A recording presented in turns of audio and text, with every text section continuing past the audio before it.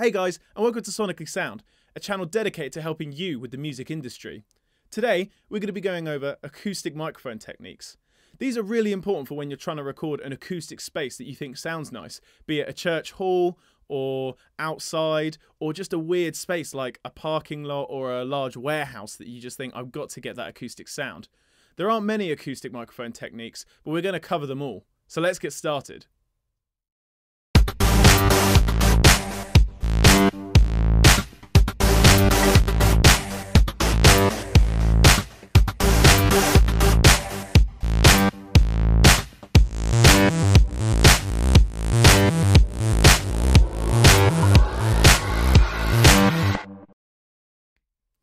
Before we start talking about acoustic microphone techniques, it's important that you know what polar patterns are. If you don't, I've made a video on it, and so there's a link in the description below. Go to that before you start watching the rest of this video. Acoustic microphone techniques, or stereo microphone techniques, consist of two microphones, sometimes varying in polar patterns. The first one is the A-B space pair. The space pair technique uses two cardioid or omnidirectional microphones, spaced 3 to 10 feet apart from each other, panned in left and right configuration to capture the stereo image of an ensemble or instrument. Effective stereo separation is very wide. The distance between the two microphones is dependent on the physical size of the sound source. For instance, if two mics are placed 10 feet apart to record an acoustic guitar, the guitar will appear in the center of the stereo image. This is probably too much spacing for a small sound source. A closer, narrower mic placement should be used in this situation. The drawback to AB stereo is the potential for undesirable phase cancellation due to the relatively large distance between the microphones and the resulting difference of sound arrival times at the microphones. Phase cancellation and summing may be occurring. Here's an example of a space pair. How far apart you have the two microphones is completely up to you, but I recommend trying different distances and seeing how it sounds. The AB space pair is probably one of the most simple stereo microphone techniques. Now let's take a look at the XY technique. The XY technique uses two microphones of the same type and manufacturer. You can have it with two microphones as close as possible, which is a coincident pair, or within 12 inches of each other, which is a near coincident pair. Both of them facing each other at an angle of 90 to 135 degrees, depending on the size of the sound source and the particular sound desired. The pair is placed at the center of the two mics, facing directly at the sound source and panned left and right.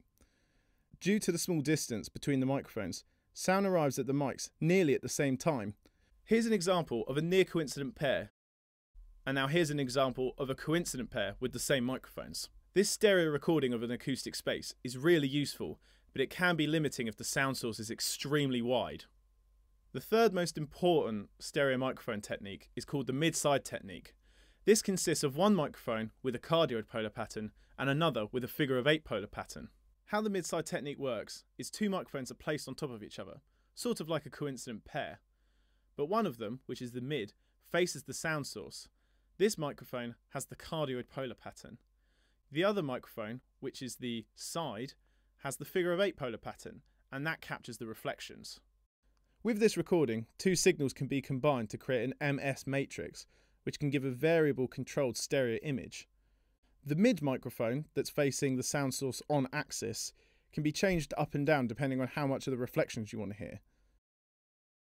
The other microphone, the microphone that had the figure of 8 polar pattern, you need to make sure that you phase invert one of the outputs.